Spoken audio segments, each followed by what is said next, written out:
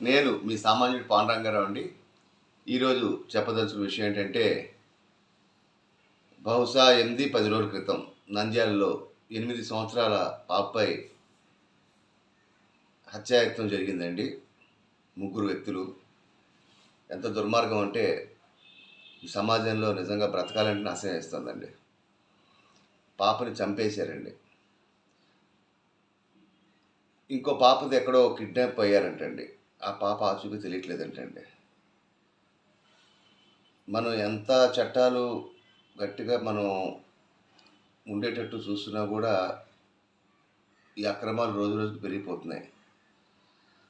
పవన్ కళ్యాణ్ గారు డిప్యూటీ సీఎంగా ఉన్నారు. ఎన్నికలకు ముందు ఒక్కసారి అధికారం ఇస్తే ఆడవాళ్ళ వైపు చూస్తే భయపడేటట్టు చేస్తా అన్నారు.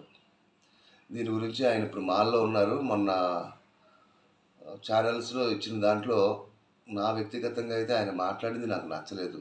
అంతకుముందు ఎంత ఫైర్గా మాట్లాడారో ఈ ఇన్సిడెంట్ జరిగిన తర్వాత ఏదో మాట్లాడాలి అన్నట్టు మాట్లాడారు.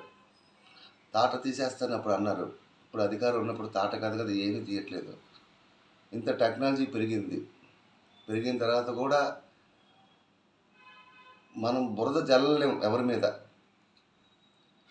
అదే టెంపో ఆయన మెయింటైన్ చేసుకుంటూ వెళ్ళి పరిపాలించాలని నేను వ్యక్తిగతంగా కోరుకుంటున్నాను. అలానే ఇప్పుడు చెత్తని పోగేసి పిఠాపురంలో ఒక దాని ద్వారా సంపద సృష్టిస్తూ ఉంటారండి. అది ఎంతమందికి, ఎన్ని వేల మందికి సృష్టిస్తారండి. ఎంత చెత్తని పోగేస్తారండి. అది కూడా 12 గంటల లోపు దాన్ని తెస్తేనే అది యూజ్ అవుతుంది అంటున్నారండి. బాగానే ఉంది. కొబ్బరి బొండం చెట్లు నాటి దాని ద్వారా సంపద ఎంతమంది ఎలా సృష్టిస్తారు ఇప్పుడు దాన్ని. మీరు పంచాయతీ రాజ్ శాఖలో ఉన్నారు. 15,000 రూపాయలు ఎంతో ఉందని చెప్పి అన్నారంట, విన్నాను మొన్న. ఖాతాలో డబ్బులు మాయం ఎలా అయిపోతాయండి. ప్రతి దానికి కూడా దర్శకత్వం ఉంటుంది. దేనికి ఎంత ఖర్చు పెట్టావు ఏంటి ఇదని. అవన్నీ మీ చేతిలో ఉన్నాయి ఇప్పుడు. ఇంకా గత ప్రభుత్వమే బురద జల్లుతున్న చేశారు తప్పు వాళ్ళు. మీ దగ్గర పవర్ ఉంది. ఒక్కొక్కరిని తాట తీసేయండి, తెలియజేయండి ప్రజలకి. ఇంతకుముందు లేనిపోని నిందలు వేస్తారు. చేసేస్తాం, అది చేసేస్తాం, ప్రభుత్వం ఇది ఇదని. మీరు వచ్చిన దగ్గర మాటలు తప్పించి మీ ప్రభుత్వం, మీ ఎన్డీఏ ప్రభుత్వం చేతల్లో ఏం లేదండి. పెన్షన్స్ కోత దగ్గర దగ్గర 12,000 నుంచి 15,000 మందికి తీశారండి.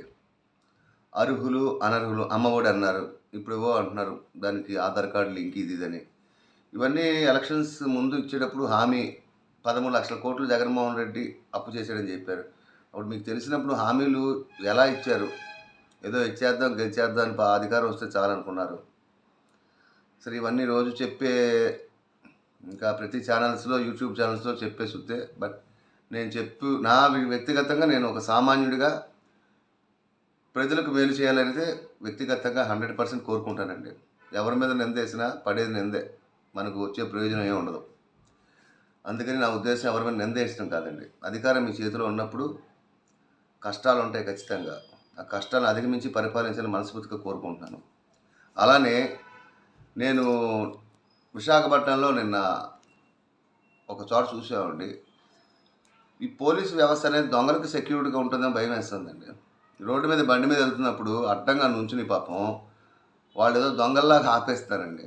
దయచేసి వాళ్ళకు కూడా ఒక నమస్కారం పెడుతున్నానండి. నా ఇంట్లో దొంగలు పడి 2015 నగలు తీసుకెళ్ళిపోతే ఇప్పటికి వచ్చి పిచ్చి కుక్కలా తిరిగితే ఇప్పటికి వచ్చి దానికి ఎవరు సమాధానం చెప్పలేదు, వదిలేశాను. తిరిగి తిరిగి ఓపిక లేక నిన్ను చూస్తే బాధ వేసింది.